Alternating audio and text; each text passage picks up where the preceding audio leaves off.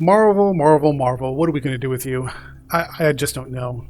Marvel dropped the Disney Plus trailer for Riri Williams' solo show on May 14th, 2025, and it got wrecked on YouTube, particularly the like to dislike ratio, which is now somewhere in the range of 10 to 1. Why are fans so heated about Ironheart?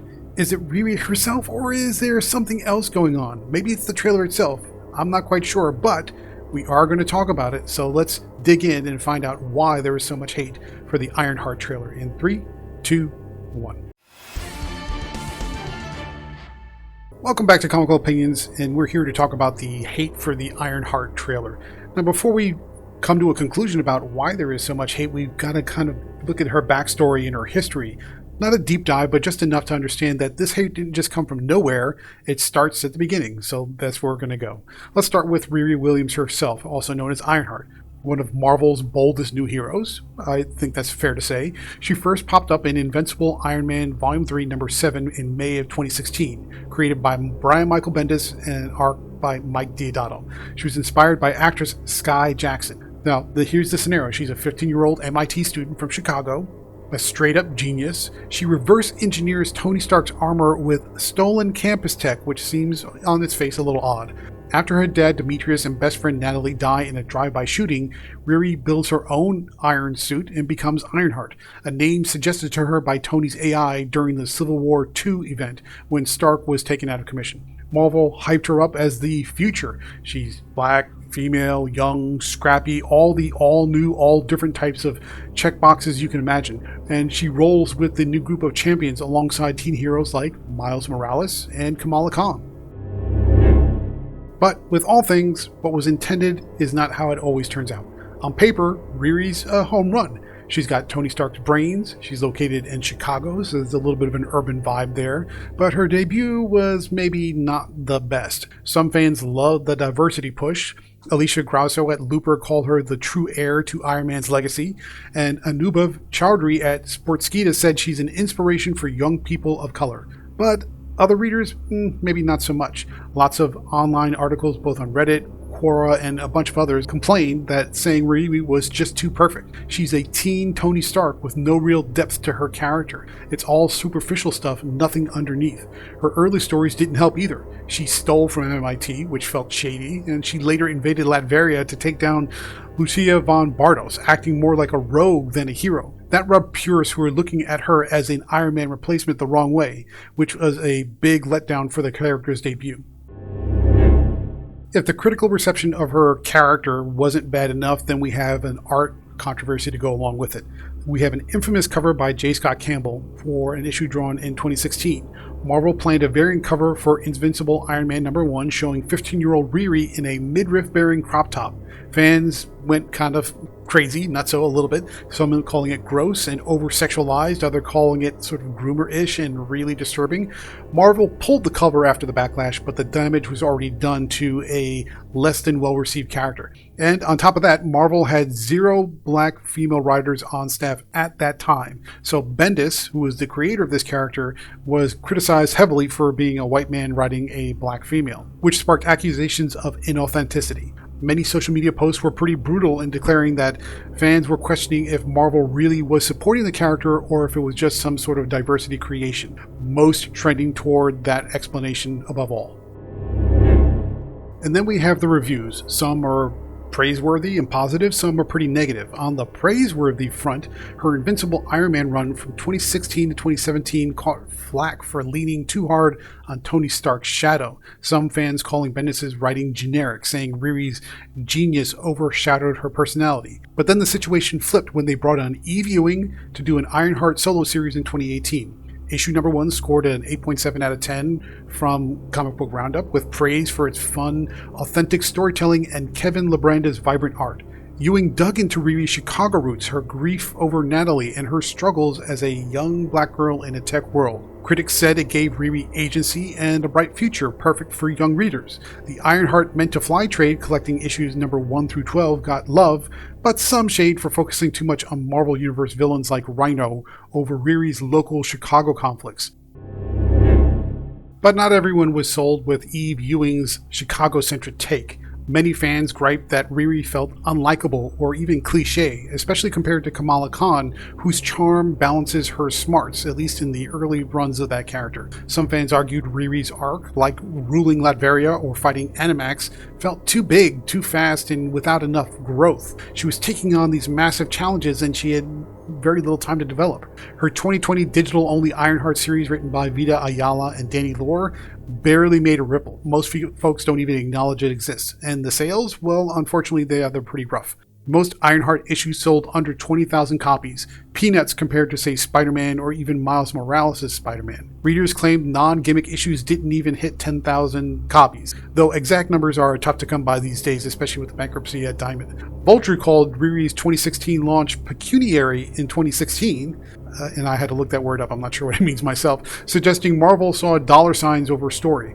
Her niche appeal, young, tech-focused, and tied to a less hyped corner of Marvel, hasn't gone mainstream. In other words, it was very small appeal targeted at a very small audience. Whether the reviews are positive or negative, you still are going to get fans. And despite those struggles, Riri does have a fan base. It's not very big, but it does exist. Her Invincible Iron Man number 7 cameo is a collector's item now on Sell My Comic Books thanks to the MCU buzz. Her debut issue is ranging somewhere around the $250 range. Ewing's run proves she can inspire when written by a good writer that has the right vision for that character, especially for young black readers who are looking to see themselves in the stories. And the stories tackled real issues like grief and systemic barriers. But low sales and mixed reception set a tough stage for her MCU jump. And that brings us to today in the MCU. So let's talk about Riri's 3 things. Black Panther Wakanda Forever, which came out in 2022. Riri, played by Dominique Thorne, debuts as a 19-year-old MIT whiz whose vibranium detector kicks off a Wakanda Talokan war. She builds a suit, fights Namor, and slings snarky one-liners. Well, that seems like it should be pretty cool, but nope. Fans were not having it at all. Many online pundits called her generic and annoying, saying her role felt like a setup for her solo show. Her first armor got trashed fast, and her second built-in seconds got mocked as a Power Rangers ripoff of some sort. Her personality? Pure MCU snarkiness, not what you would expect from the next Iron Man. Thorne, the actress, said the Ironheart show would dive deeper into Riri's Chicago roots and Wakanda Forever fallout, but fans stayed skeptical. Now, I saw the film myself. It does feel like, yes, her subplot and her whole purpose for being in that film felt tacked on and not at all necessary for the story. And so we have the Ironheart trailer, which projects what's going to happen in the show when it's released here in just a little bit.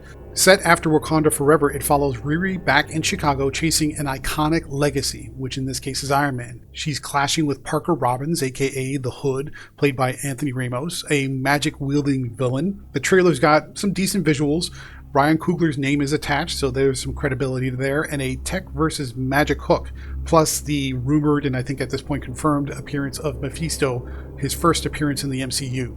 Riri says, "I'm fed up waiting to be acknowledged for my greatness," and the Hood tests her with, "Anyone who's accomplished anything has to do questionable things." It sounds like there's a lot of morality play going on, which could be intense, but fans are not having it.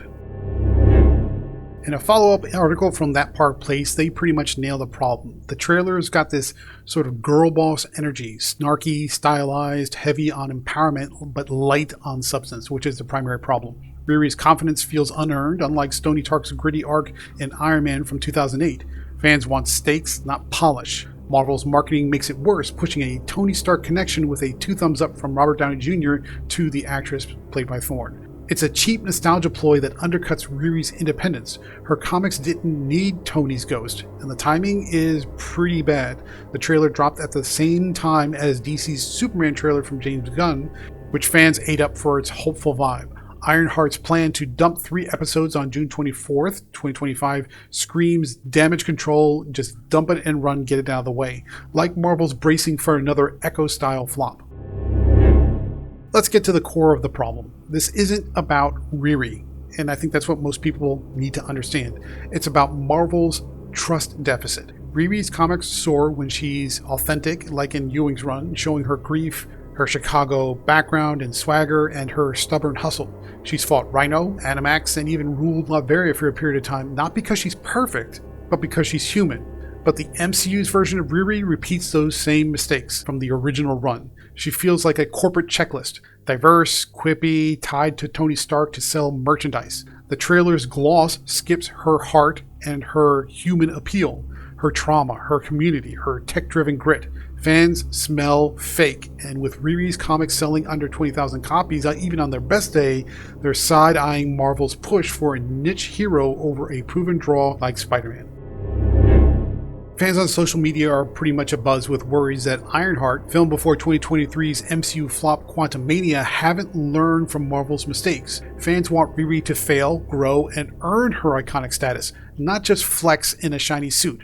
The trailer's failure to show that, plus Marvel's shaky strategy for Phase 4, 5, and beyond, is why the dislikes keep piling up for fan reaction. But here's the flip side.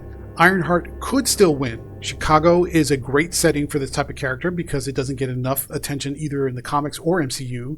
They've got gritty streets, not Wakanda's polish. The Hood is a wild card of a villain. We're not quite sure how he's going to turn out, but blending street crime with magic could be an interesting combination. And Ryan Coogler's producing, which is a big flex after Black Panther and some other indie hits he's had recently. If Marvel leans into Riri's comic strengths, her mess-ups, her loyalty to her community, her DIY tech vibe, this show could do well. Picture Riri rebuilding her suit after a loss, or facing the Hood's moral tests, tying back to her comic flaws like stealing or invading Latveria. That's the Riri fans originally rooted for and could still root for. So what's the bottom line? Is Ironheart doomed to crash, or can Riri shut down the haters and the trolls and everyone who just are looking for something to complain about? I think I want to root for her. I want it to succeed, but Marvel's got to step up and rebuild that trust. But let me know what you think. Are you hyped for Ironheart? Did you like the trailer, or is the trailer a hard pass for you? Drop a comment down below and let me know what you think. I want to know why you think most people are hating on this Ironheart trailer and the character as a whole. These are my opinions and this is my research, but I want to get your input and let me know if you think there's something that I'm missing. So, thank you very much for joining, and stay tuned through the outro for more comic reviews and commentary just like this one.